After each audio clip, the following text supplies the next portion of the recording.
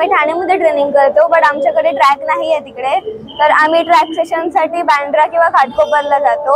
मी गेल्या 10 वर्ष सरांसोबतच ट्रेनिंग करते आहे।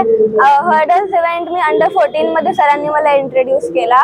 हर्डल्स हा आम्ही इव्हेंट चूज केला कारण की सरांचे जे आधीचे ॲथलीट होते सिद्धांत थिंगाले, त्यांचा नॅशनल रेकॉर्ड होतं 12 वर्ष, तर सरांनी हर्डल्स इंट्रोड्यूस केलं आणि आम्हाला आवडलं तर आम्ही कंटिन्यू केलं। लास्ट मंथ मी सौदी अरेबियामध्ये यूथ एशियनमध्ये ब्रॉन्झ मेडल जिंकली होती इंडियासाठी।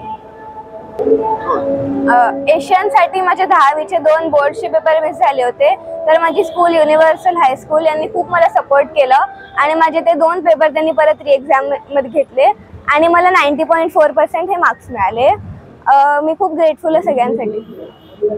नमस्कार, मी डॉक्टर अजित कुलकर्णी। मी ट्रॅक अँड फील्ड कोच आहे। गेले 25 वर्ष ठाण्यामध्ये माझी एम स्पोर्ट्स फाउंडेशन ही अकॅडमी चालते।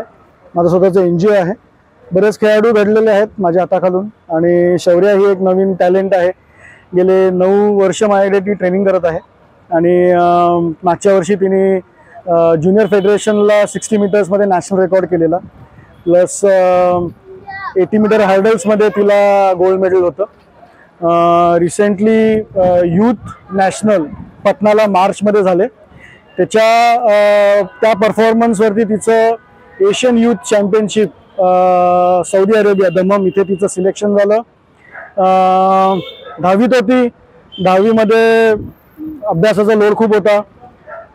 नॅशनलला आलो, 2 पेपर मिस झाले तिचे, तरी पण काउन्सिल, दिल्ली काउन्सिल, ICSE बोर्डनी आणि तिच्या स्कूल युनिव्हर्सल स्कूलने खूप फाईट केलं आणि तिचे जेव्हा इंटरनॅशनल सिलेक्शन झालं तर बोर्डाने तिचे री-एक्झाम घेतली, तेव्हा ती बेंगलोरला कॅम्पमध्ये होती आणि कॅम्प सोडून ती आली, 2 पेपर दिले 8 आणि 9 एप्रिलला आणि ती गेली इंडियन टीम बरोबर 10 तारखेला सौदी अरेबिया दममला।